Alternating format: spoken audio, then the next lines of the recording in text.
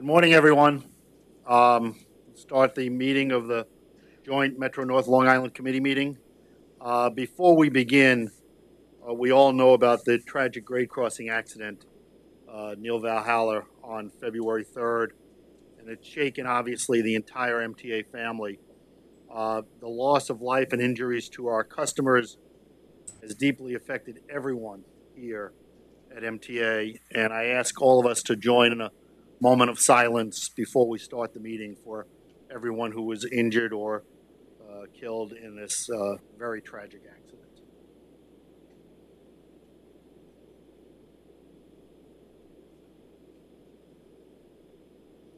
Thank you very much. We'll start the meeting with public comment period. I have one speaker, Mr. Bowden. Would like to speak? Give me a couple of minutes, because they just let me go. Oh, okay. Well, then we'll bring you on later on if you'd like to speak. Not a problem.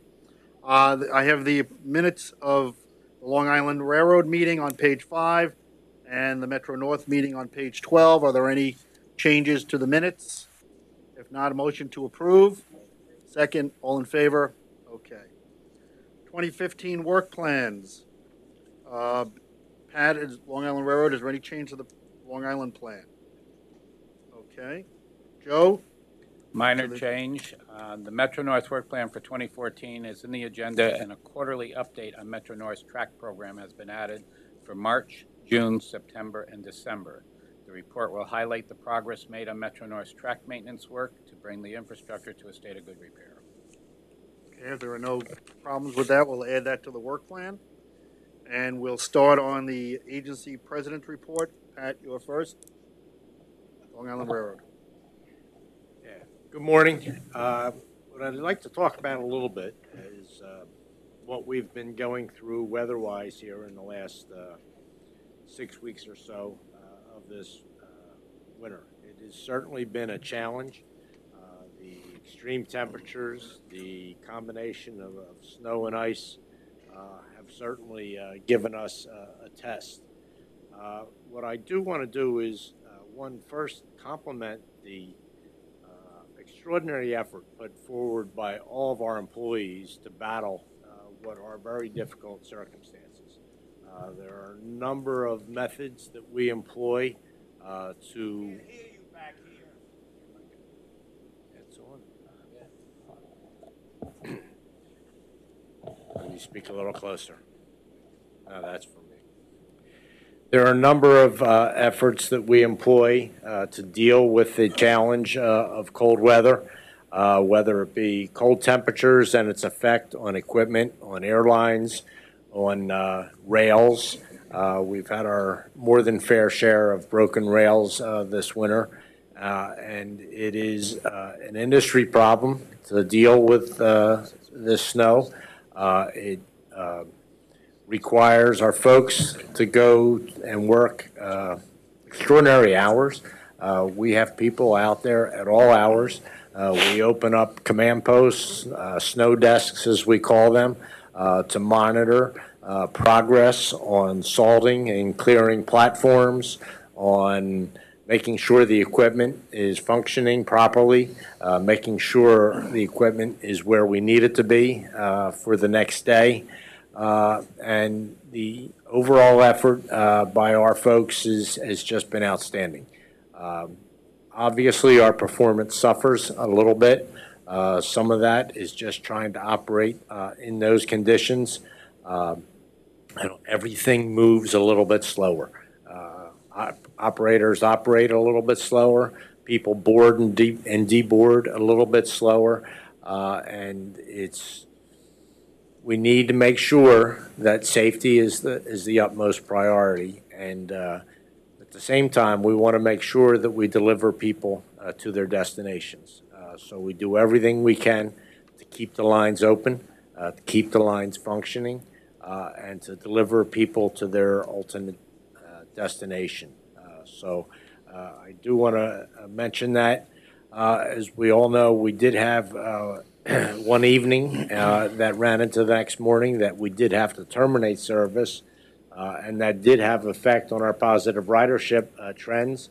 For the first time since I've been here, I can't report to you that we've exceeded the same month for the prior year, and it was largely due to missing a day of service and the ridership that's associated with that.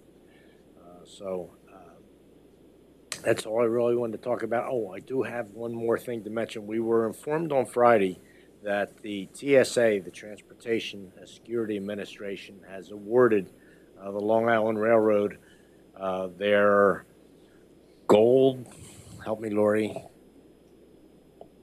their gold award for our security achievements and our security programs at the Long Island Railroad. There were 5 transit properties honored. 2 of them were commuter rails, and it was Long Island Railroad and the Virginia Railway Express were the two commuter rail properties that were honored with that award. So that was a pleasant surprise on Friday. Congratulations. That's it. Thank you. Thank you. Before I forget, Murray, do you want to speak now, please? So we can do public comments, so I don't forget.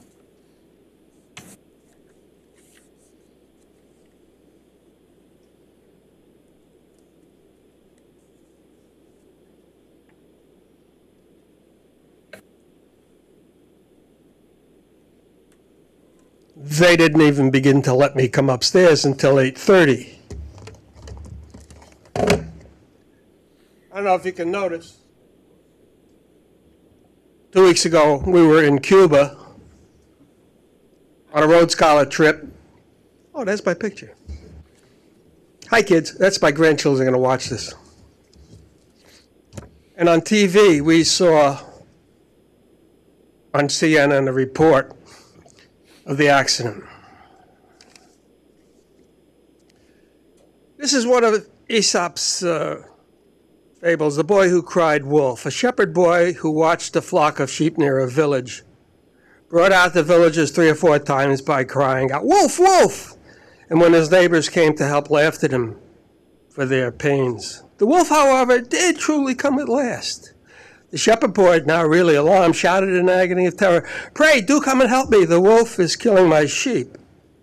But no one paid any heed to his cries, nor rendered any assistance. The wolf, having no cause to fear, at his leisure, destroyed the whole flocks. There is no believing a liar, even when he speaks the truth. We crossed the railroad tracks in Cuba, where most of the cars are the same 1955, the one that I had when I graduated school. The railroad crossing lights were the same red flashing lights that we have here, never updated, 1955. I brought a red blue flasher, which they confiscated my battery downstairs, so I can't show you. This is the kind of LED that you have on the top of police cars and blind you. These LEDs could very well be run right up the line, right up the crossbar. You've got reflective tape and it's up in the air. Who sees the reflective tape? Last week I said somebody ought to check this out. At the Long Island Committee, it says here in the minutes, there was one public speaker. Murray Bowden spoke about concerning safety at railroad crossings and the need to change outdated regulations. Hasn't happened. You're still using the 60-year-old lights that they use in Cuba. Why isn't Metro-North using strobe lights that blind you on police cars to get everybody's attention? And you blow the whistle, because the woman on CNN said, well, he blew it 4 times, but the SUVs you have today are so soundproof, you can't hear it. So if you can't hear it in a car, why are you blowing it? Well, the regulations say we're supposed to blow it. At New Jersey Transit last week, I said, Jamie, the chairman, I said, just have somebody pick up the cell phone, call Cory Booker and say, hey, call Anthony Fox and say, we need permission to experiment with new lights. And I said, within 3 hours, you'll get permission. You want to test the lights here? Get on your cell phone, call Schumer or Kristen, and say, get on your phone, call Anthony Fox, who's head of transportation for this country, and say, we want to experiment using strobe lights at crossings. And within 3 hours, you'll get permission. This is to put on the public record that there is a way to fix the things that are happening here. What's going to happen is you're going to get sued because you now have prior knowledge of its unsafe condition. You have this great thing. This is searchable by an attorney. You have created a liability, a financial liability for the MTA. You can remove that liability by moving forward and updating your equipment. When are you going to do it? I'm not asking you anymore. I'm just telling you, you're creating a financial liability. Christie didn't know when they did the George Washington Bridge. You now know that there's a liability being created. Thank you. Is there any other, because people came in late, is there any other public speakers who would like to? Mr. Getz, come on up.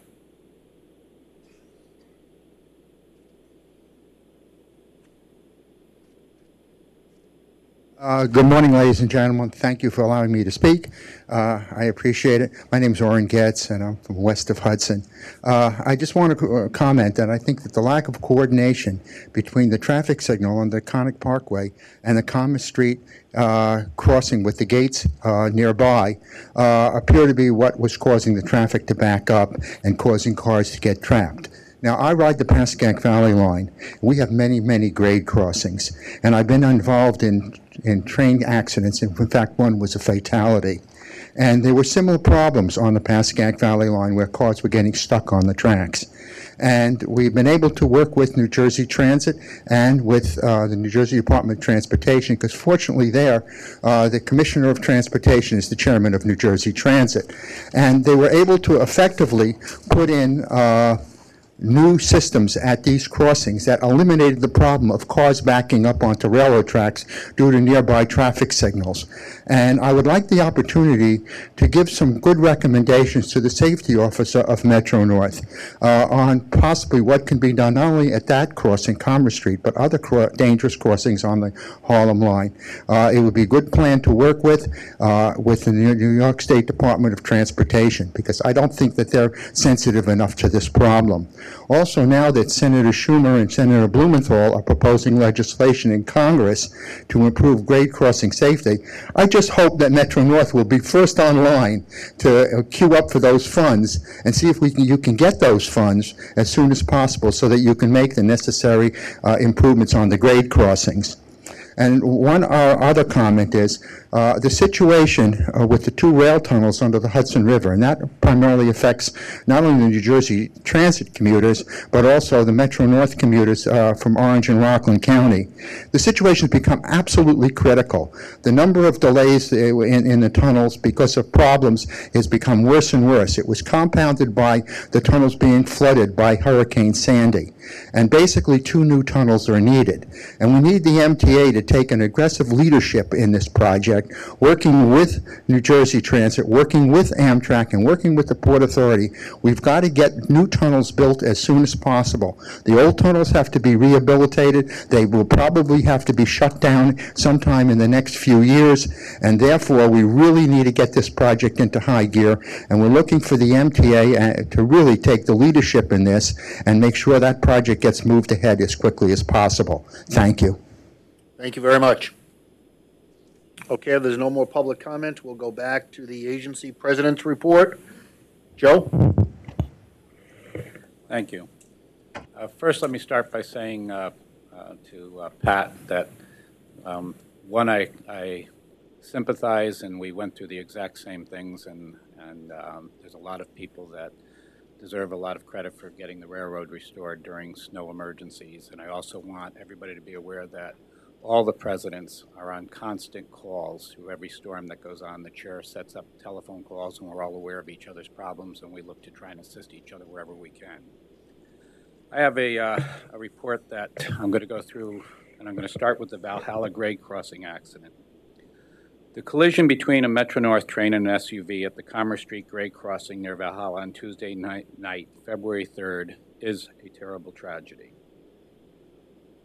All of our employees and the entire MTA family are tremendously saddened by this horrible accident, and our thoughts and prayers continue to go out to the relatives of the loved ones and the loved ones of the victims of those that were injured. We want to extend our thanks to the first responders, the American Red Cross, the local hospitals, the governments and communities, as well as businesses that provided care and assistance during this difficult time. We are working closely with the National Transportation Safety Board, the Federal Railroad Administration, and federal, state, and local officials to determine the exact cause of this tragedy. As a party to this investigation, NTSB rules bar Metro-North from publicly releasing certain information. A more detailed discussion of the collision will occur at Wednesday's Safety Committee meeting at 8:30 a.m. Today, I will provide an overview of the railroad's immediate response to this tragic event. Shortly after the accident, we established a Family Assistance Center at Mount Pleasant Town Hall and then at the County Medical Examiner's Office. This outreach effort was to provide updates to affected families. The New York City Transit Chaplain's Office also supported our efforts. For customers who were on the Harlem Line train, we established a phone number for them to call to get information on counseling services. Due to the accident, train service was suspended between North White Plains and Pleasantville stations. To provide interim service, working with MTA Bus and various private bus carriers, we developed a bus bridge between those two stations for the remainder of that night. We worked overnight to develop and institute a bus shuttle operation starting the next morning and transported customers around the accident site so they could connect to available train service.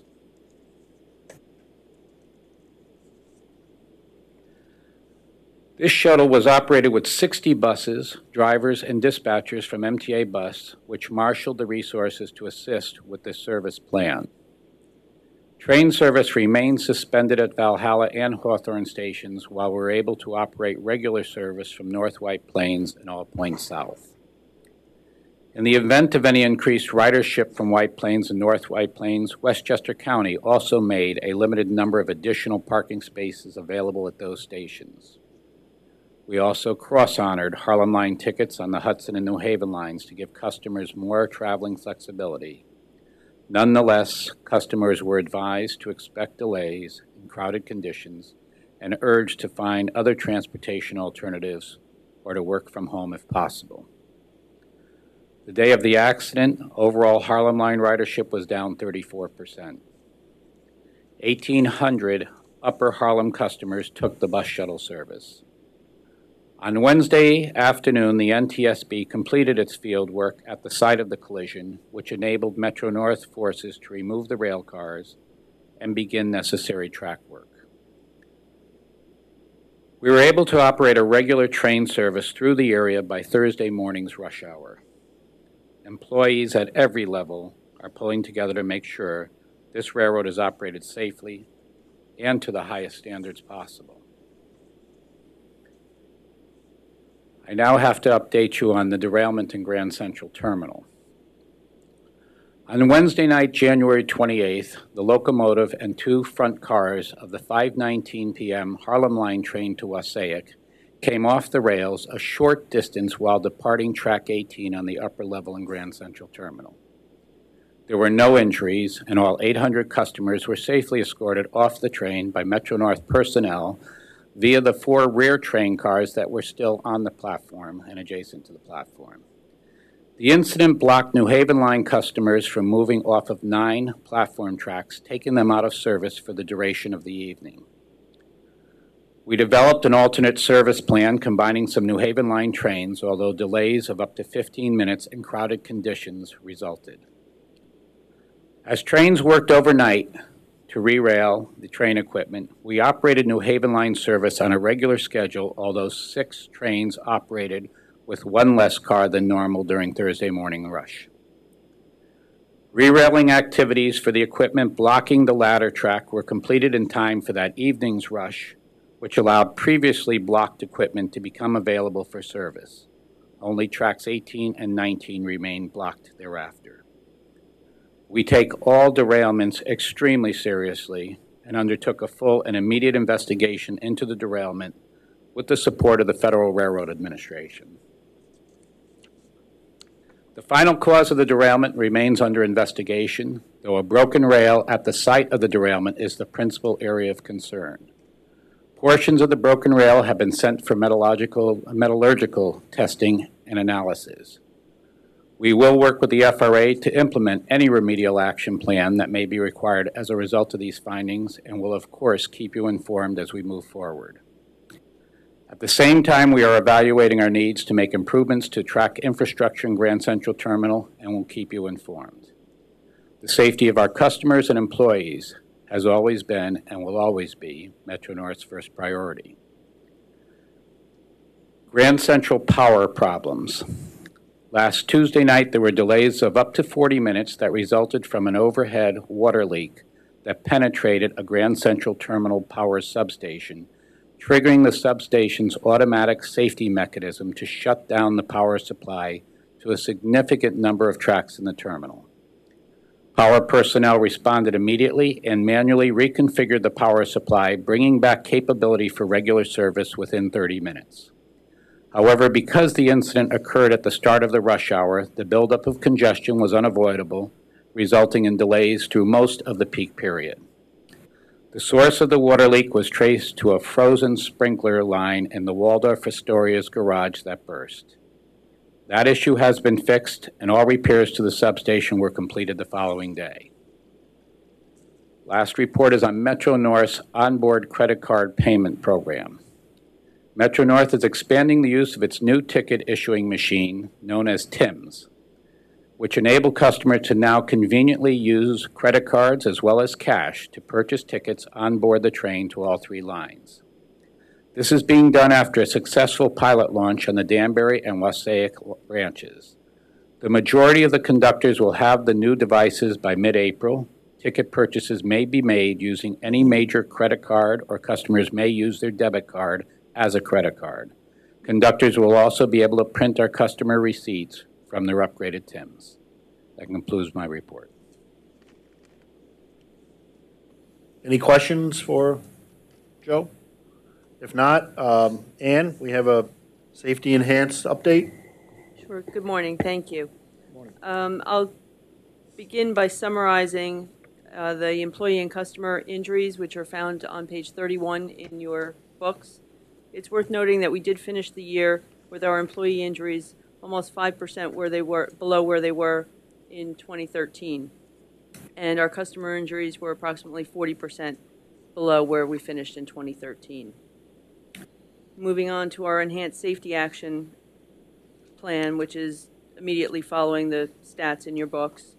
Our enhanced safety actions with regard to the C3RS program implementation, we're still awaiting approval from the FRA regarding our waiver request that was submitted, but we have proceeded with training of our peer review team and the managers associated with implementing the C3RS program.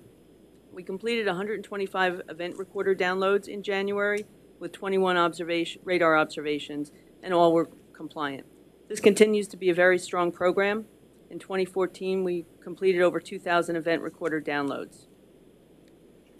Our obstructive sleep apnea pilot program has begun with screening of employees last week. That will be ongoing for several months, but we have started the screening, and we look forward to working through the results of that and sharing any progress along the way. A PTC update will follow shortly. If you have any questions, I'll be happy to try and answer. Any questions? Ira? Yes, on slips and falls, and actually gaps in particular, I noticed there's an improvement. But I know we had discussions before, maybe I forgot, but most of these incidents in Penn Station? In Grand Central? No. These are I'm sorry, this is Metro North, I'm sorry. Yep.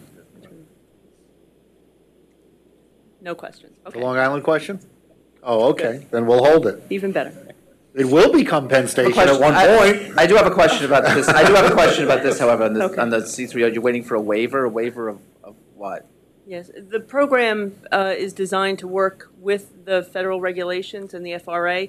So there are some regulations that we're asking for waivers from those so that we don't impart discipline that's mandatory under the federal regulations. And when was this request made? It was submitted, and there's a process. It's got to go to the Federal Register and be Okay, all right. stay on the Federal Register for several months, Okay. and It then has gets to- voted. okay. Yeah. Okay. Any other questions for Ann? Okay, thank you, Ann. Michael, Capital Construction?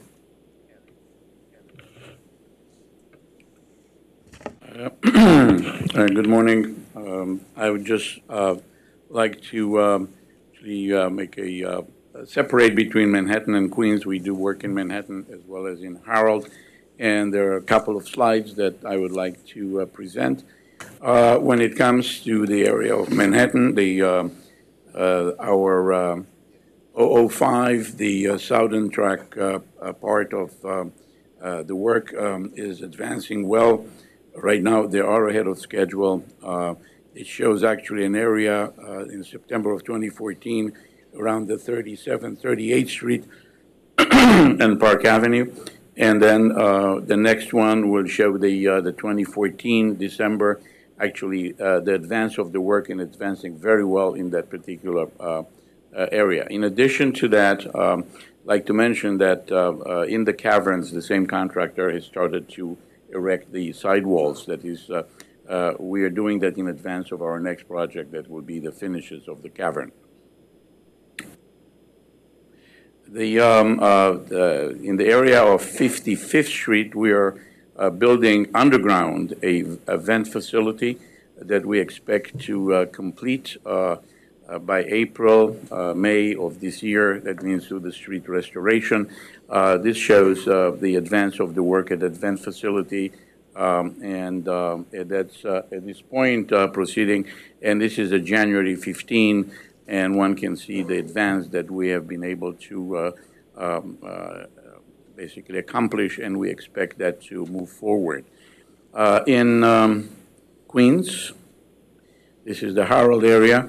One thing that we have done over the weekend is to actually the two connections were completed and will be energized by Amtrak, and that will allow us to actually proceed with the West Bypass work. So that was actually a good news story because we were able to accomplish that over the weekend. Just one of the things that I wanted to point out is you see that at the bottom, it's the Q-tip type where all the tunnels started. And that area, we have gone through a lot of work. Actually, we had to default the contractor there. Bogdan, press. This is a picture in 2010 in which we had basically a lake there. The water penetrated, the work was not accomplished properly, and then we defaulted the contractor, brought someone else on board, and we were able to get the tunnels. We had 4 tunnels coming from that particular Q-tip, and they connect basically into the yards in Manhattan. That's another picture as we are starting to cover that particular Q-tip, and the contractor has moved along, and this is what is there today. In fact, it's even more than that. We have been able to cover that Q-tip, and eventually we're going to basically build there a installation of a power plant. This is additional work in the west approach, and this is a picture from October of 2014 that shows nothing, and this is a picture we showed all the sick and pile progress as of January that moved forward quite significantly. Last but not least, that's actually on the more fluff side, the Engineering News Record, that is a national magazine, held a photo contest, and the cover of the magazine is, in fact, the picture of the year is one of the caverns for the future station for the East Side Access. With that, I'm concluding my remarks. Any questions for Michael? Thank you, Michael. Chief, police report? Good morning. Pleased to report overall crime is down 38% throughout the system, 20 incidents compared to 32. Long Island showed a decrease of 47% with 9 incidents compared to 17 last year. 8 of those were property crimes, larcenies, and 1 assault. Metro North was down 33% with 10 incidents compared to 15. Also, 8 of those were property crimes and 2 assaults. In both instances, arrests were made in the assaults on Long Island and in Metro North. If there's any questions. Any questions for the chief? If not, thank you very much. We'll move on to the next item, which is our biannual report on PTC. Pat, you're taking the lead on this? Okay. Okay, news to me. Okay. On positive train control, a couple things. One, there is a PowerPoint demonstration in your books, but we're not going to go through that PowerPoint here. We will go through it at the CPOC meeting this afternoon. So if you're interested, it's in there. Just a couple comments. We remain on schedule with the project. If you remember, we accelerated this back in the early fall to move the project forward. We continue to make progress. We do have the installation of transponders has been initiated on Metro North.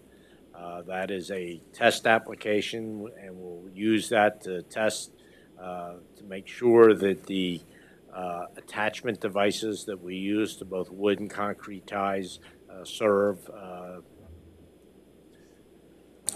meet the test in terms of vibration and that type of stuff, so they're not disturbed in any way, shape, or form. We continue to work with the acquisition of spectrum for some of the Metro North territory. We see progress, but we can't report yet that we've accomplished the acquisition of that. The budget, at this point in time, we remain on budget on the project, and with that, I'll take any questions. Questions on the PTC report? Chuck? The major outstanding issue, and I'm quoting from the book, is FRA's Buy America requirements.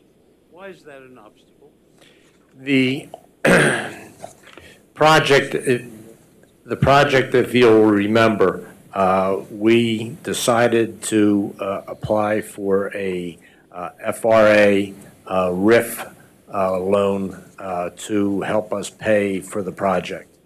As part of that project, the federal requirements associated with that loan are different than the requirements that we use when we move the project forward initially under FTA regulations. There is a difference between the RIF loan regulations that govern the RIF loan and the FTA regulations that we bid the project under. And one of them involves the use of domestic materials. And that is what we're applying for a waiver since we bid it under federal regulations, just the wrong federal agency. And we're trying to get a waiver to be able to move forward and still fully utilize the loan to help pay for the project at reduced financing costs. But we need this waiver. Would the waiver authorize you to purchase component parts from non-U.S. entities? And without the waiver, would you be barred from doing so?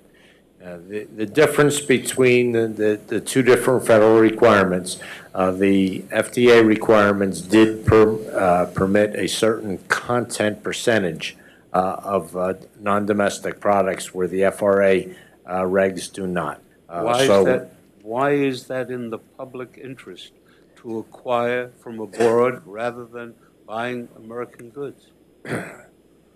Well, it's one of those situations where you bid a project with the expectation that the successful vendor will meet the requirements that you bid it under, and we received a commitment from them to do that. Then after the fact, because of this RIF loan, we came under different requirements, and we've awarded a contract that said one thing, and then we're changing the rules, and we I need. think we may be talking. I know we're talking different things, but Let me see if I'm not trying to comment on the public interest of the matter as much as I'm trying to say that we have a contract, we've awarded a contract, and now we're trying to change it, and that creates problems, and that's what we're trying to deal with here. Let me assume, well, then let me ask you this. Is the waiver solely aimed at that single contract, or is it a generalized waiver? Just that single contract. Just a confirmation, the lack of total success on the spectrum purchase for all areas, my understanding is not hindering our ability to move the project forward at the moment. Yeah, we've received a temporary access to the spectrum to be able to do all the testing that we need to do. So it may down the line, but at this point in time, it has not hindered the project because we are able to do all the technical testing requirements that we need to do to make sure the system works. So it has not, at this point in time, been a schedule impact. And that's on both properties? Yes. Yeah, Okay. we, on Long Island, Right. we actually have all the spectrum, so it's not the same issue, but the testing definitely benefits both of us. Okay. Chuck, you have One another more question? question, if I Yes. may. These sensors, and I think I'm using the wrong term that you've depicted in the material, are they able to discern an object on the tracks, or are they able to discern something that is an obstacle, or do they simply discern a train ahead, or what do they discern? It's I'll call it a communication device. They're called transponders. And when a train passes over them, you'll see two different pictures in there. One, the transponders in the track, and two, a reader that hangs off the bottom of the rail car. So those transponders are used to very accurately locate the rail car in terms of where it is on the right-of-way. So it's a communication between the wayside and the rail car that one locates the rail car and also communicates with the rail car in terms of, now that we know where you are, this is how fast you're allowed to go, and helps control the speed with which the train can move forward or slow it down if it needs to slow it down. But it's a communication device that exists between the wayside and the train. Is it possible, is it technically feasible to convert these or to install other similar devices that will discern an object on the tracks or in front of you, like a tree falling down or the like? I don't know the answer to that question. This device as designed now would not do that. I don't know whether some other design is possible for that, but this device, no. Thank you. Any other questions on PTC? And there'll be a full report on PTC at CPOC this afternoon, much more detail. Okay. Moving forward, Long Island Railroad information items, starting on page 54, Pat. We have the adopted budget, financial plan for 2015, the 2014 annual operating results, the 2014 annual fleet maintenance report, the diversity EEO report for the fourth quarter, and March timetable changes for track work programs. All of those reports are in the book and the materials. I don't know if you want to add anything to what is there. If not, we'll just take questions from anybody on any of the items. It's more a matter of time. If we have time, I do have folks prepared to speak to each of those items. If Okay. time does not permit, we'll take any questions. Okay. Chuck, you had a question? Go ahead. On page 69, there's an indication at least that routine maintenance has caused overtime to increase by some 30%. Why is that? I can address this. Good morning, Chuck over here. Hi, this is for I think it's the Long Island Railroad report, correct? Yeah. Yes. Yeah, as you know, both railroads and Long Island Railroad was part of this year. There was a really very ambitious effort to go through a lot of track inspection, track maintenance activities during the year. And certainly that's one of the major drivers in our results for year end for engineering. Is this voluntary overtime or mandated overtime? When you say, you mean as, I'm not sure, from a labor perspective or a? No, the employee is told you're going to work, whether you like it or not. Well, Mark, let me jump in here. We have very precise regulations that exist as part of the labor contracts that dictate who is entitled to overtime and how you do that. And we do all of that in association with the labor agreement. So we never seem to have a problem securing volunteers to work overtime. That was the question. Okay. Ira, go ahead. On the fleet maintenance report, I just want to congratulate the shop staff on doing a fantastic job, especially in a Stand up, Danny. Especially Say thank you. yes, Mr. Cleary is well, whatever. He's definitely family. Well, anyway, but I do have a question. I noticed that, and it's probably a very simple answer, that the goals for Long Island Railroad and Metro North for the same equipment are different. It's significantly different. And I just wonder why. I was once told that the M7s on the Metro North were newer and therefore expected to perform better, or is it an environmental issue? Not familiar with all the history, but if you remember when I revised both one-time performance and fleet performance goals for this year, it's been based on the history. I mean, there's obviously differences between our operating environments and that type of stuff, so I don't know if that's part of the past issues. But at this point in time, given our history, the goals were set for us to go forward based on what our experience has been.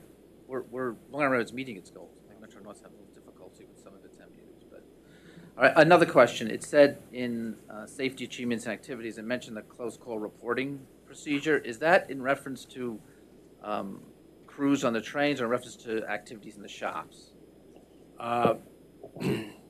Ann mentioned this when she was talking about it before. We're under the same waiver process that's required to implement the confidential close call reporting. So we're not at the point of having actually implemented the program at this point in time. We're getting close, and we think we're going to be able to actually sign an agreement in the very near future.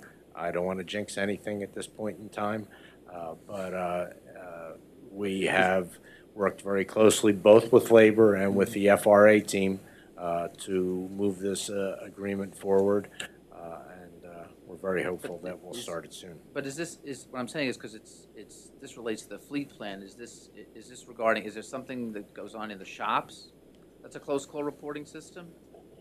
Okay, the program as we've moved forward will affect everybody.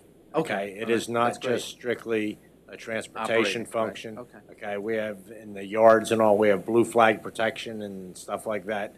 There's a number of rules that are out there, and the program that we're entering is all trades.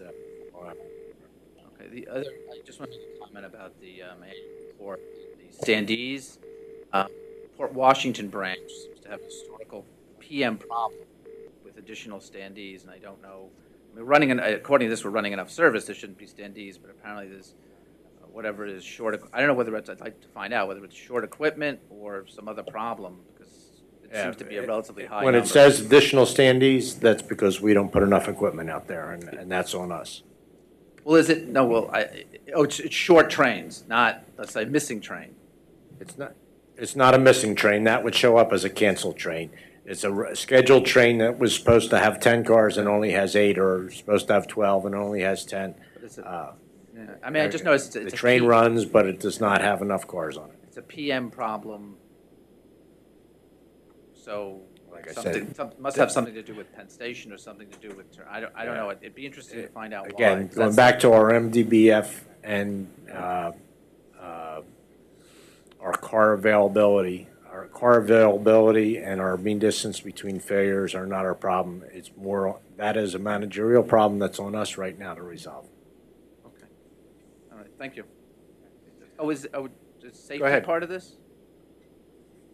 Have you Yes, gotten to it the is. elaborate Yes, go right safety ahead. report? Yep, go right ahead. Yeah, I'll ask that question about the gap question that I asked before when Metro North was giving its special.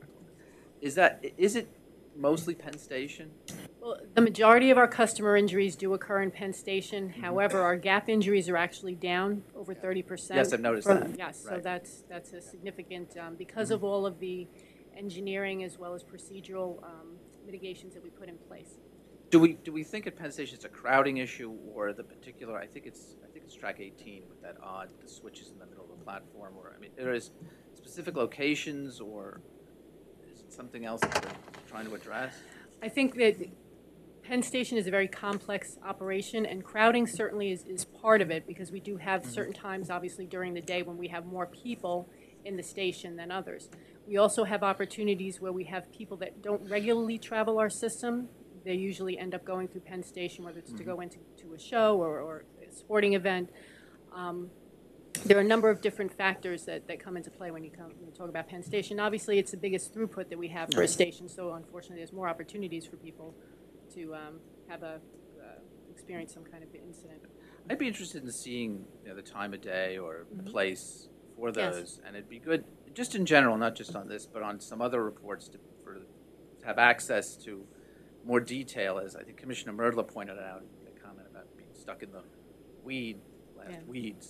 And it'd be good if, I think with this kind of technology, you could make it so that we could access some more, if a board member wanted to, we could access some more detail, and then we could just take a look at that. We deconstruct every incident, and obviously with limited resources, we really want to focus and target our interventions, so that information can be made available, and we can talk through what that would look like and how we might get that to you. Okay, all right, thank you. Chuck, you had something else? Yeah, I have a couple.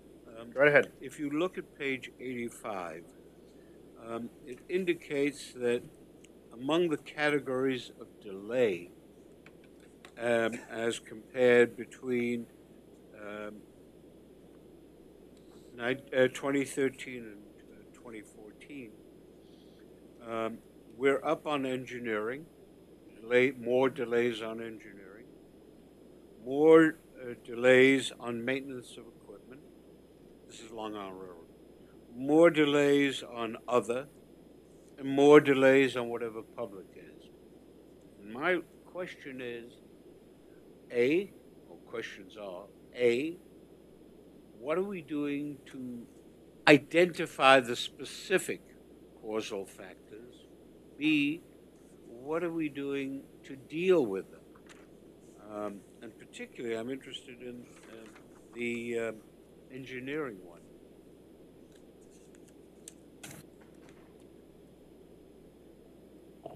The engineering one, it can fall into two different things. One is normal maintenance work that we're doing out there that we say have to single track around an effort where we have a weekend shutdown in an area to renew a switch, and we have to operate around it. So there are scheduled routine stuff that we do. In many of those instances, we do revise the schedules that as we see we need to do that. The other part of engineering failures really falls under actual in-service failures. A broken rail, for example, that we had in some of the cold weather would fall into that category from an engineering perspective. So there is scheduled maintenance and there is emergency maintenance to deal with a failure of plant. When you hear of a signal problem, that's part of the engineering plant.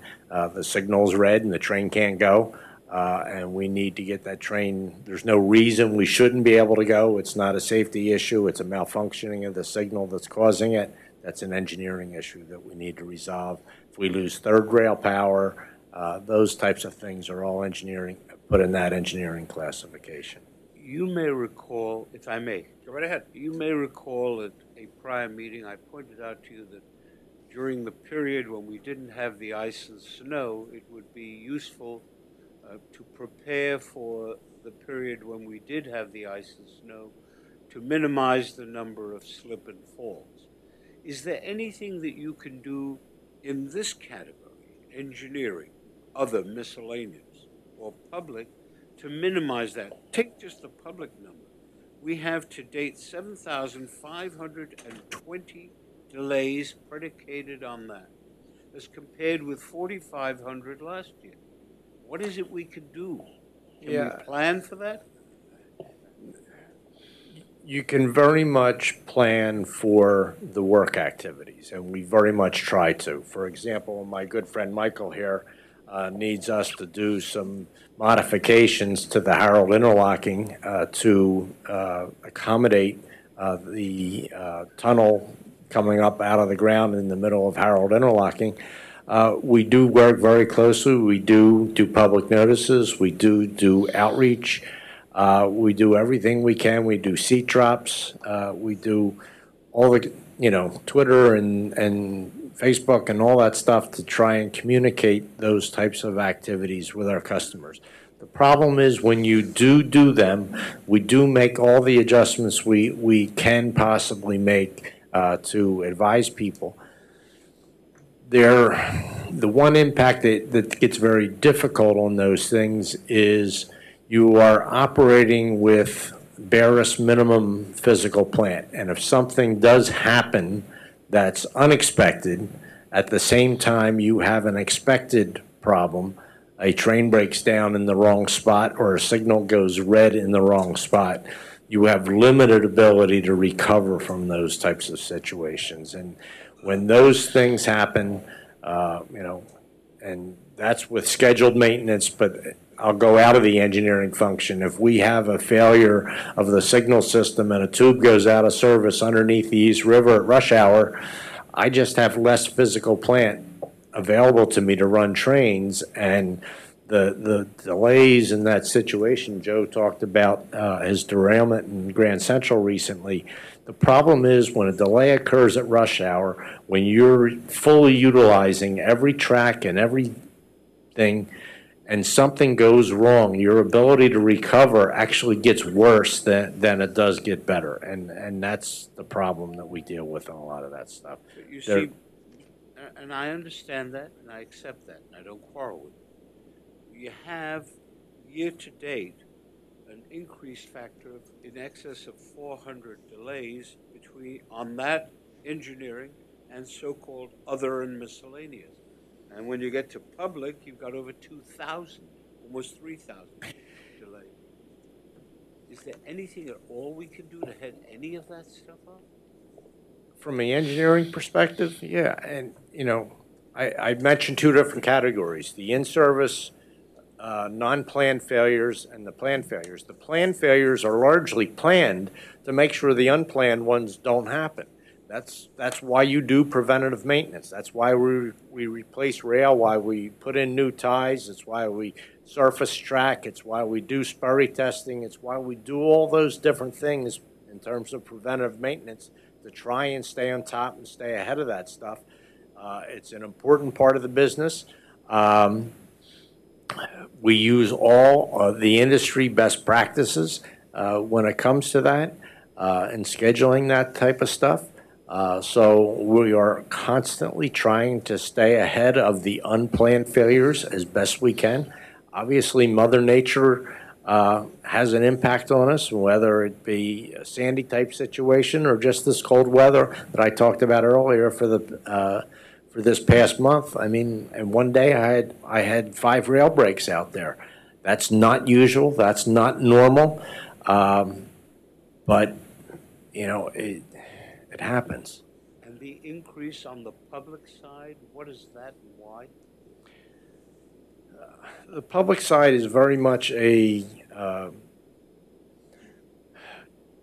category that is really beyond our type of control. I'll give you some examples. I mean, we've had a number of instances recently where cars drive off the road and onto the right-of-way and get stuck on the tracks.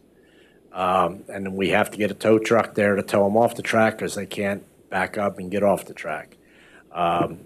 We've had, particularly this fall, we had, and it happens a lot in the fall, we have a increase in number of things like suicides. And suicides. Suicides. It's a very seasonal thing. Christmas, the Thanksgiving to Christmas holiday is notorious in the industry for those types of events. But depending where and when it happens, they can have catastrophic impacts on our ability to run service. May I be permitted one more question? Turning to page 80, the number of employee injuries is up quite a bit. Is there a reason for that? Well, I think we've talked about this every month since I've been here. 2014. Yeah, but I'd like to see it reversed and go down. Well, let me explain it to you this way. If you see 1 month, that's not a trend. Okay, we've got to change a trend here, and you can only do that 1 month at a time, and I understand that, but we've got to change a lot of things to be able to change that trend in the right direction.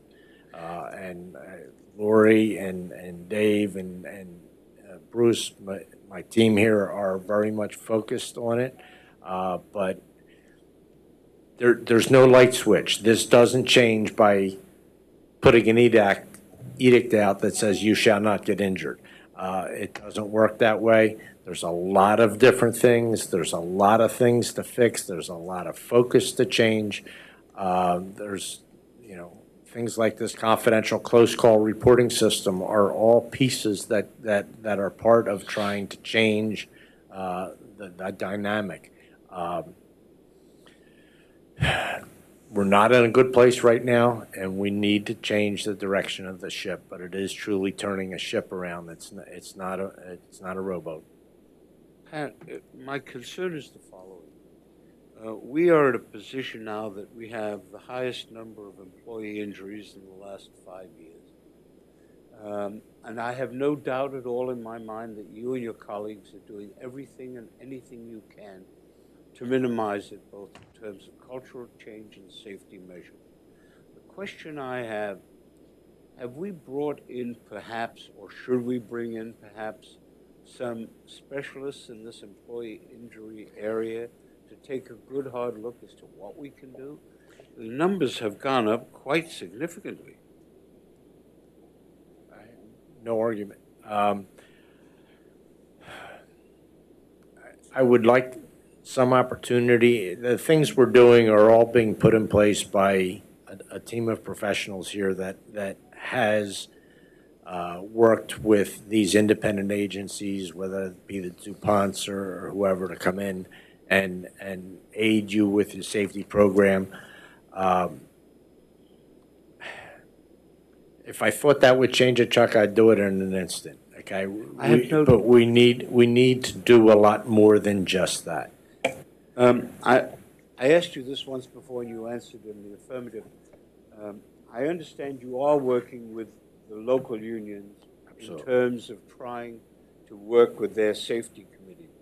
But what I have that concerns me is the very significant increase that we have, and whether there's anything at all that we can do to be of any kind of service to minimize that. And the answer apparently is we're doing what we can. Well, no, to me, it's not just doing what you can. It's changing the culture. It's changing the way people react and deal with things. I'll give you an example. looking out my window the other day at a rail yard in Jamaica, and a guy climbs out of the train, gets down, throws the switch, and climbs back on the train and moves into the yard. It's cold. It's wintertime. There's a lot of ice and snow that's been out there. Switches are notorious for potentially injuring people's back trying to throw a switch, particularly in the cold weather. There are push buttons available that somebody only has to lean out a window to throw that switch. And it's those types of things that need to happen to improve the environment that people have to work in. It's the safety committees where everybody gets involved in looking after safety. Whether it be a buddy system, how you do business, how you do things. It's that culture thing that we keep talking about that needs to get to a new place. To some extent, we're all creatures of habit. We all tend to get a comfort at a certain level, and we need that level to be uncomfortable right now and to empower people to go to another level. Thank you. Any other questions for Pat on any of these items? Actually, I have a follow-up question to. Go ahead. On the, if there's a signal, you mentioned a signal problem in the East River tunnels, that would be classified in that chart as a National Railroad Passenger Corporation, wouldn't it? Yeah, if it was in the East River Tunnel, Right. that would fall under the Amtrak category. If it's in Harold Interlocking, it falls under the engineering Right, category. and I saw the new double asterisk, which explains what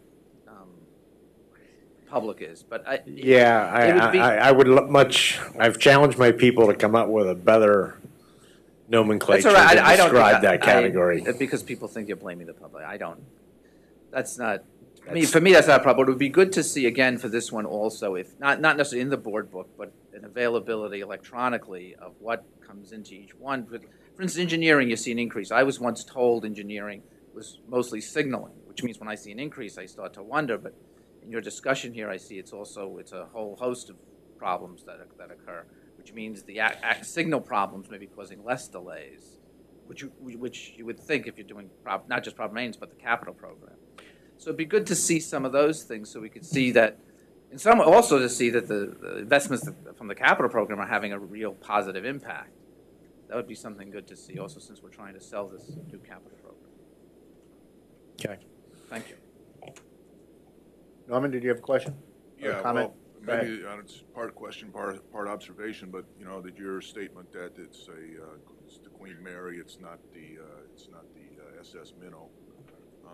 People understand that, people accept that. And so to a certain extent, though, isn't it logical or follow from your argument that the safety performance of today reflects decisions and strategies that were implemented 5-6 years ago? And to that effect, I mean, my memory is DuPont was your outside agency that was making these decisions 4 or 5 years ago. So as to, do we need outside experts to come in and correct decisions that previous outside experts made? I'm one that votes for managers that take responsibility for their own and the employees' behaviors and addressing the systems that Fangul.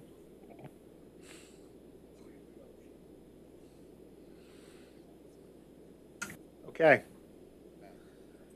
Metro North information items. Joe, do you want to add any to the 4 reports that are in the book? In the adopted budget and financial plan, the information presented in the agenda book is in accordance with the MTA approved budget procedures and provides Metro North's final estimate for 2014, the 2015 adopted budget and final plan for 2015 to 18, and we can address any questions. The annual operating results are in the book, and we again are available to answer any questions. The fleet maintenance report is in the book, and also the 4th quarter report for diversity and EEO is not only in the book, but it will be discussed in greater detail at the diversity committee meeting later today. Any questions for Joe on any of these items? Chuck, go ahead. Joe, on page 137, there's an indication that overtime is up for scheduled service. Could you explain that, please? Yes, I can. Among other things, you know that we've added on a number of trains. We also are experiencing, you know, a tremendous need for filling positions. We've been actively going after filling those positions. So the way that we're able to handle both the increased service and meeting our service needs is by balancing it off with overtime. And before I get the second question, this is basically something that's put out, and our crews are more than happy to go and respond and provide for that service. So we are able to meet those service demands. Anything further? I have one other question. Go ahead. I'd like to turn to page 151 on the annual operating report. Unless I'm reading this wrong, the annual goal for the overall system is 92% roughly, right? And that's a lower goal than what we had last year and lower than the achievement of last year. Why is that? Because as I started the year saying, we are going to put all of our efforts into both the safety and the maintenance of this railroad. And we have increased all of the maintenance standards. We kept the maintenance going all the way to the end of the year. And from everything we've seen, we're going to have to not only continue that for the next year, we will indeed put on rail gangs, we're going to put on tie gangs, and as you saw in the last month's report, what we were able to get accomplished this past year in terms of all the maintenance that we put out there. I do not see a backing off on that maintenance at all. We were able to make some relevant changes by putting in 2 schedule changes that we're able to adapt to some of that, but we also have to accept the fact that we're going to take a lot of off-peak and weekend delays. And that's an accepted delay that we're taking, but I also want to point out that as we have seen the trends going, our biggest delays are coming in the 6-minute category, 6 to 10-minute category. So indeed, though we are seeing an increase in delays, they're not the type of delays you as a board were seeing a year ago with trains that were 20 and 30 minutes late. Right now, our goal is that we are going to continue this maintenance. This will be a tremendously increased year of maintenance as we go forward, and that's why the lowering of the goals, and also to coincide with the fact that we're not making it about the goals of on-time performance. We're making it about ensuring the passenger and our crew safeties as we go forward. This is a discussion you and I have had on several occasions over a period of time. Are you of the view that maintenance and safety are inconsistent with on-time performance? And you have asked me that question before, and I'm going to give you the same answer I gave the last time. No. You will see on-time performance come up at the same time that you're seeing maintenance, because with every track that gets maintained, we also take restrictions off. We're able to run our service better. But I'm also pointing out that we have an awful lot of maintenance to continue, and that's why in terms of accepting a number that is lower, it's so that way there we don't fall into the past practice of putting all of our efforts into looking at on-time performance targets. We're instead looking at a continued diligence on the maintenance cycles and the safety cycles that will result in your second part of your question. Yes, we will see on-time performance come up, but it will be a result of a safe operation. Let me ask you one final question in that regard. As you know, my focus is on arrival time at the station in accordance with the schedule, rather than at the end of the line. Do you have a sense that we are better in predicting the arrival time at the station so that people don't have to wait as long for the train? Go ahead. I apologize, I should be asking. Go ahead. The fact that in the last quarter you saw the complaints go down about 40%, and if you remember about a year ago when we were sitting here, you were dealing with a tremendous amount of complaints that not only had we changed the schedules and added time to them, but nobody could count on those trains arriving at the outlying points. That is not what we're experiencing now. I'm not saying that we're perfect yet. There's still those 6-minute delays. But we're not looking at people having to go to an earlier train that's also running 20 to 30 minutes late. So the answer is that yes, people are getting, and I've got to be careful with this because the minute I turn around and say that it is getting better out there, you'll get 1,000 examples of why it is not. But the truth of the matter is we can prove in terms of numbers that what you're seeing right now are more of what I'll call those 6 to 10 minute delays that I wish I could tell you they're going to go away, but until we can get into a normal maintenance cycle, we're going to be dealing with this for a while. Joe, are those delays getting to the station or getting to the end of the line, Grand Central? We actually look to measure on both ends, so we're looking to see how the trains are doing along the way, and they're coming in. So that's why I can say to you that you know as a board member a year ago how many people were complaining about the outlying stations, all right? A year later, you're not getting those type of complaints, okay? And what we are seeing is, yes, we're still getting complaints for coming into Grand Central, but we have done a much better job, particularly in light of the cold weather and inclement weather, of making sure that we've got the service out there and we're getting that information out there. Is it feasible to put together, without great burden, data which would show separately the arrival at Grand Central, how close we are in time to arrival at the intermediate stations? I'm going to say to you at this point, let me get back to you on that before I make a commitment to you here that I don't know that I can commit to at this moment. And if it's going to be a major burden, I don't need it. I just want to be able to show, if it's showable, that we are succeeding in getting to the state, to the platforms, and to the individual stations at a better clip than in the past.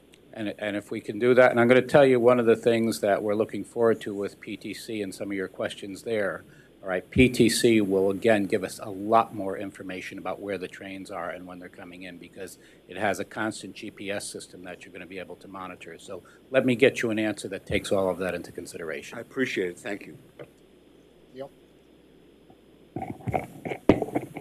Very excited for my first time with this microphone. I hope the gentleman in the back can hear me.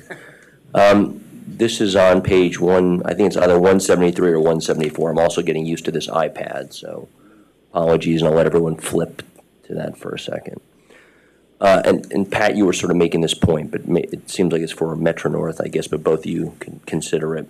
The first part in this report tied to operations in terms of challenges for 2015 is safety culture. And Pat, you were saying earlier about the word culture too. I find in my work that culture is the hardest thing to define and the hardest thing to actually change. So my question is twofold. One, how are we defining this safety culture we want to go to? And secondly, how are we measuring whether we're actually changing to that safety culture? I know we measure, obviously, all kinds of outcomes of safety, but in terms of how the culture, which is held by the human beings who work in the organization, how are you defining or measuring how they're actually going to achieve this culture you guys want to have? So, thank you. I'm going to take the first stab at giving you the answer, and it's that a year ago when we were here, one of the criticisms that came out of the reports was that when the employees were asked what was the #1 priority of the railroad, the response was on-time performance. We were criticized by multiple agencies for that response because the #1 should always be that it was safety. We had a lot of dialogue here. What has happened since then in terms of our own agency is that not only did, as a measure of our accepting the fact that we needed to do a lot more maintenance, did we lower the on-time performance targets so that it would not be viewed that that is the critical. Every single meeting that we have, every meeting with the employees, every stand down that we have done has been to emphasize this. And it has even gone into our investigations. So I can tell you on a day-to-day basis what we're doing to go and change it and to ensure that this message goes all the way down to the frontline employees. You are getting reports in the safety book about how many of the safety stand-downs we're doing, and even a safety stand-down shows that you're willing to turn around and pull your employees from the work that is going on to re-emphasize that everything that they're doing and it needs to be done in a manner that is safe and is supported by upper management. So I would say that's our steps at it. We are working with Gotham Culture. We are looking at, and we work with the FRA, and we also work, Ann is a part of a national committee that deals with these issues throughout the industry. I think we're co-chair with the Long Island on this. And, you know, it is our continuing resolve because it's an industry issue as we go forward. But in particular, I wanted to emphasize that we have taken it extremely seriously, and that's part of why you as a board also supported, and Tom called for us to have a chief of safety. We also have a chief of security, and the MTA now has one of the top people from the NTSB leading this charge on safety, and that's part of all of what's gone into a plan on how we're going to turn this thing around to ensure that everybody understands that safety is of the utmost importance for our passengers and our employees. Chuck, you had something else? Go ahead. Yeah, I have a God, I'm sorry. I have a technical question for you. If you look at page 181, which is the diversity EEO complaints, there's been a pattern over the years that about 20% or more of the cases remain open for a fairly extended period of time. So if you look at the numbers now, you'll see on page 181, we're running at about the same rate. You probably would not be able to give me an answer to this now, and I would understand that. But could you ask somebody to take a look at whether or not we can do something to speed up those dispositions? Because the backlog builds up and up and up, and you wind up with a problem. First off, let me introduce Robert Rodriguez. Robert, would you identify yourself so that Chuck will know in the future that, you know, you're in a position to be able to respond? Sure. Robert Rodriguez, Director of Diversity and EEO.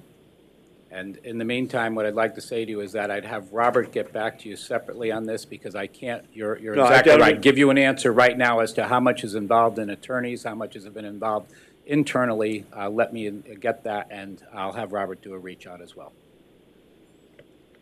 Okay. Any other questions on these items? If not, we'll move to procurements.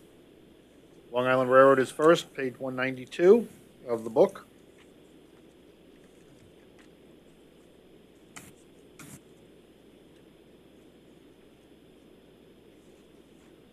Not working?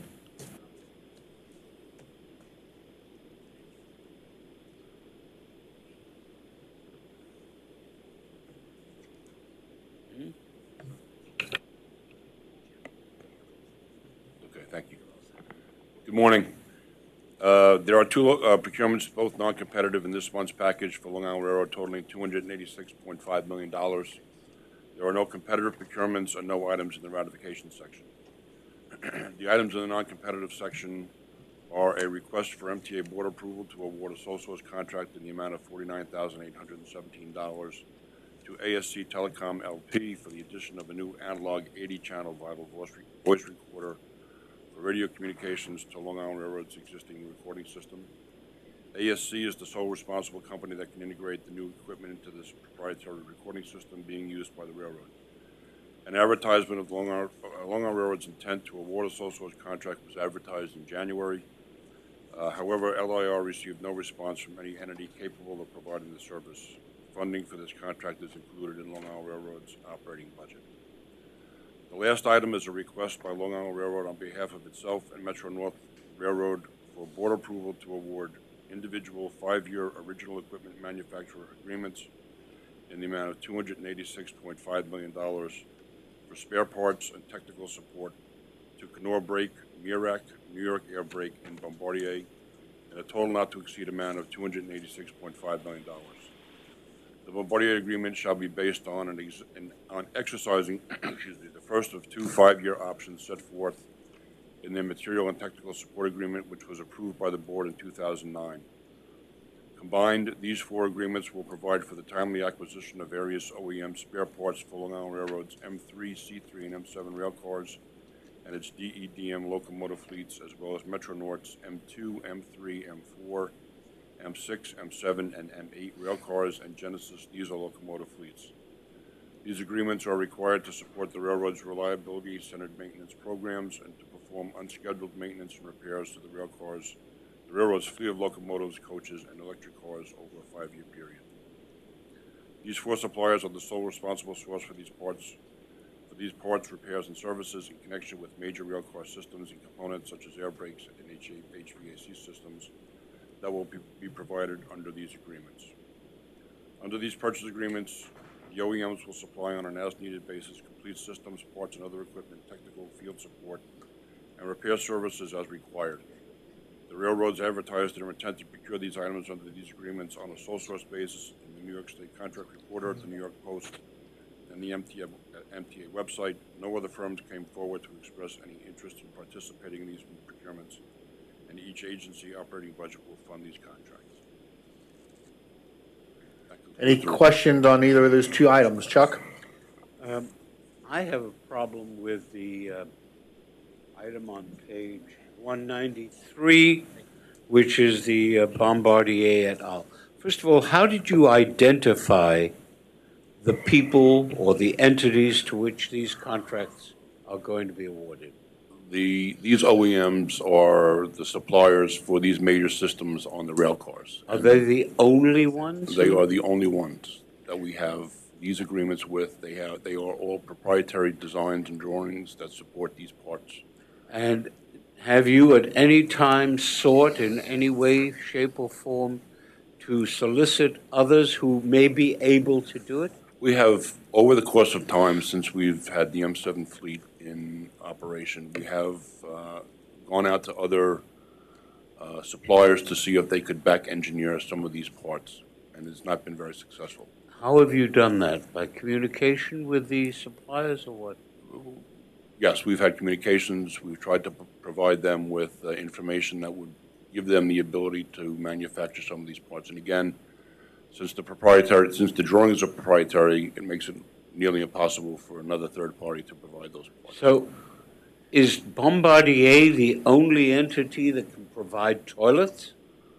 It's the system that Bombardier, the equipment that is required to maintain those toilets is proprietary.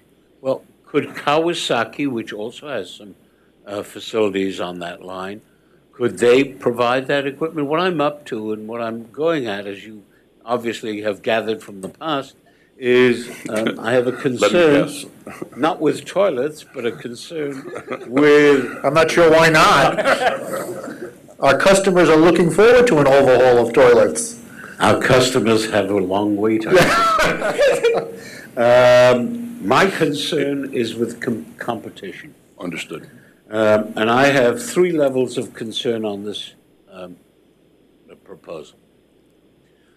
I am hard put to understand that a competitor of Bombardier, whether it be Kawasaki or Alstom, cannot put together a toilet, or that someone other than NOR cannot put in air brakes, and that we have done all that we could do to solicit more. That's number 1.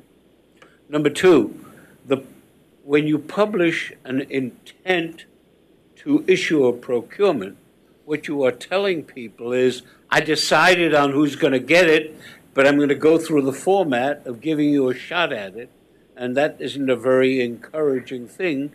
And query, are you better off just putting out a request for any proposals? And third and last, and they all tie together, is I have a great affection for the New York Post, which I once served as a director and general counsel.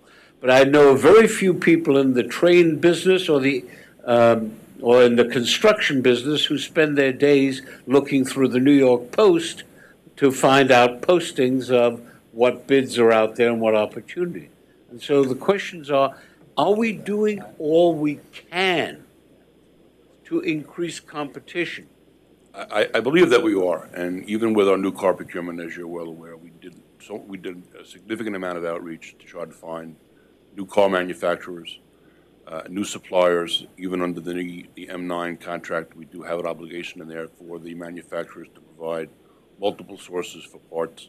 So we're trying to, we've taken your comments to heart over the years, and we're trying to move away from being saddled with just one supplier for a particular part. Going forward, hopefully with a new car fleet, That will improve. I know it's improving on the transit side with their subway cars. We're following that model, and I hope over time will improve and lessen your concern. Can we include in the bid materials or in the proposal materials some legend that says we frown, and mean it, we frown upon proprietary products? We can, we have done that in certain circumstances, yes. Can we do it here? We're talking about $250 million. Right. That's more money than the city of New York is proposing to give us by a factor of 5 or 6 for the capital plan. But putting that aside, that's a lot of money. And I'm wondering why we don't do that as a matter of course. Put it into the proposal saying we frown on it. Doesn't mean you're going to enforce that uniformly, but make it clear that this is just not acceptable if at all avoidance is possible. You see it with the software every last time. We are getting, I believe, with respect, Mr. Chairman, Messrs. Presidents, I believe we're getting hosed by these proprietary inclusions, and I'd like to see us get away from it. It first costs us more money going out, and secondly, it stifles competition. So would you please, please, please take a good hard look at trying to avoid and making it clear we frown upon proprietary inclusions, and I thank you. Just to add one thing to it, I think there is a significant difference. I don't want to speak for either of the presidents. They can do it themselves. There's a significant difference in doing that moving forward in new car procurements and others, and I think the point was made that those languages changes have been included in all subsequent car purchases. So we don't end up with a situation like where there's only one buyer. If what you say is what happens, and I know you hope it happens, if that is it, I am satisfied. And I believe that is what is happening. Although I must tell you, I still am hard put to understand why a Bombardier toilet is better than a Kawasaki toilet or more comfortable than an Alstom toilet. I would assume that is in the context of how it is incorporated, not the specific toilet itself, but be that as it may. Any other questions on either of these two items? If not, motion to approve. Second, all in favor? Opposed? Chuck is, Commissioner Murdler is opposed. Thank you. Okay, Metro North, page 195. There are two procurement actions in a total amount of $93,000. There are no competitive procurements. The two competitive procurements are as follows. One is a request to use the RFP process to solicit and evaluate proposals to design, assemble, and deliver an advanced metering infrastructure for heating fuel. The second and the other is a miscellaneous service contract of $93,000 for the installation and testing of a fully integrated wheel shop management suite of software and hardware turnkey package. There are no ratifications.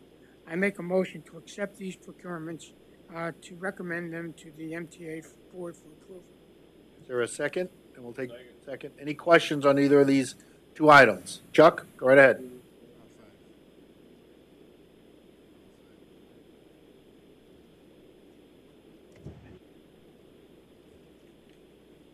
That's the first item. You have that in the minutes? Commissioner Ward, okay. Any other questions? Motion to approve, all in favor? Aye. Okay. Capital construction. Good morning. Capital Construction's procurement package totals $2.2 million this month. There are no non-competitive items. There are also no competitive items. There is one ratification which can be found on page 200 of the committee book.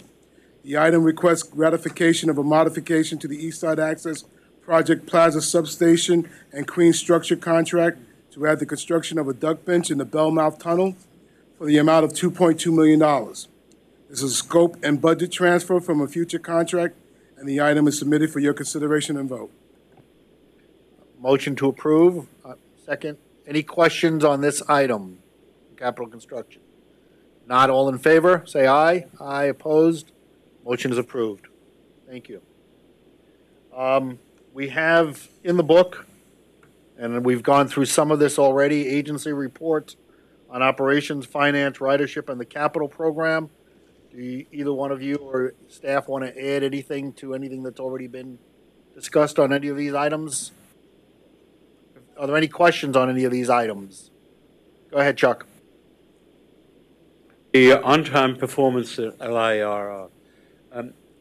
I just want to make sure that your view is the same as Joe's on the question of on-time performance and why it has sort of slipped back.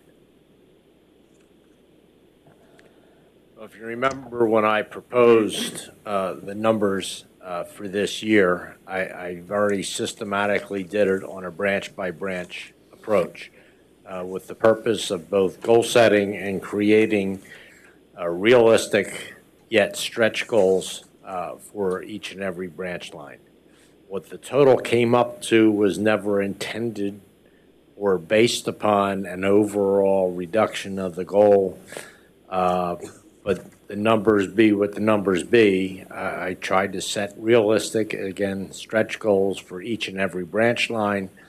The average of those branch lines is what it is. I will go back and mention something I mentioned when I introduced this, and that is that setting a goal that has been achieved twice in the past 35 years does not make people perform better. Every train, every day, we try to operate on time. The fact that the recording is a number less than 100% does not mean we try to run any train. We try to run at 95 or 94%. It's reflective of the results that we're able to achieve in our efforts to run every train on time. So setting the goal at a lower bar does not mean I'm lowering the expectations. We still try to run every train on time, and that'll always be our mission. The measurable is the end result. May I? I asked President Giletti if he could take a look, if it is not a major burden, to see whether or not we could put together some data that shows how the on-time performance at the individual stations is as compared with the end of the line. Yeah, when you say the individual stations, for example, at the Hicksville station, the train is supposed to arrive at 10:03. To what extent do we deviate from that? I understand. But we do not, nobody in the industry measures performance at individual stations because things happen en route and you could be 7 minutes late at one and 5 minutes late at the other, and it is what it is. So nobody does that. What we do try to do, and at Long Island Railroad, I have an advantage that Joe does not. In our station signage, we are able to put up there, because we have a GPS system on our trains, we are able to provide more data points to be able to report all those displays that display train performance are based upon a system. And the system in most of our industry is a track circuit system. And we utilize so many timing points throughout the course of the railroad to track the progress of the train down a track on its route. The GPS system that was put on the Long Island Railroad was an add-on to that and does give us more timing points and more information. But you don't measure results on interim points. You measure results on the end of the line. That's the way the industry has done it. But we do real-time report on progress at each and every station so that people can see the progress of their train. You see, the fellow who's standing on the platform in this wonderful weather in Hicksville would like to know that the trains tend to come in within 2 or 3 minutes or whatever of the time indicated. And we have a sign on the Hicksville platform that tells him that. We have an app that he can look at his phone that tells him that. So we do have real-time information that we can provide people for that purpose. Each station has its own timetable, basically, from the sign. So you'll know from the sign where you are, how many minutes that train is to your station. That's what because we've all been there and been in intermediate stations waiting for the train, and it tells you it's 5 minutes late, or it's on time, or whatever it happens to be. Joe's clocks are a little different. I understand, yes. But as Joe, I just want to add one thing. It's very important that you can see it on your phone. Right. I think that's critical, because then if you drive up in the car, you look at your phone, you don't have, in this kind of weather, you wouldn't have to get out of your car. Right, yep. Any other questions on any of these items? Vinny, go ahead. Just a quick comment. I'd like to praise both presidents for a commitment to safety, and not saying that safety is more important than on-time performance. We know it is, but the employees of our system, I strongly believe, appreciate the reduction of pressure on keeping trains on time at all costs. The way our crews operate today and the way our services run, it's comforting to know that we can run knowing that there's a priority to safety. We want to be on time. I know crews on both railroads want to be on time, and there's no advantage to them not being on time. But knowing that we don't have to account for every last minute that you lose en route, and knowing that there's flexibility, that there's running time built into these assignments where you know you can leave Hicksville 3 minutes late and be on time in Penn Station because of the way our train schedules run. So, I see a change in where the employees are appreciating that pressure being taken off them, and that there is a true commitment to safety. And I think that things will fall into place in time. Okay, anybody else? If not, motion to adjourn. So a second. Thank you all very much.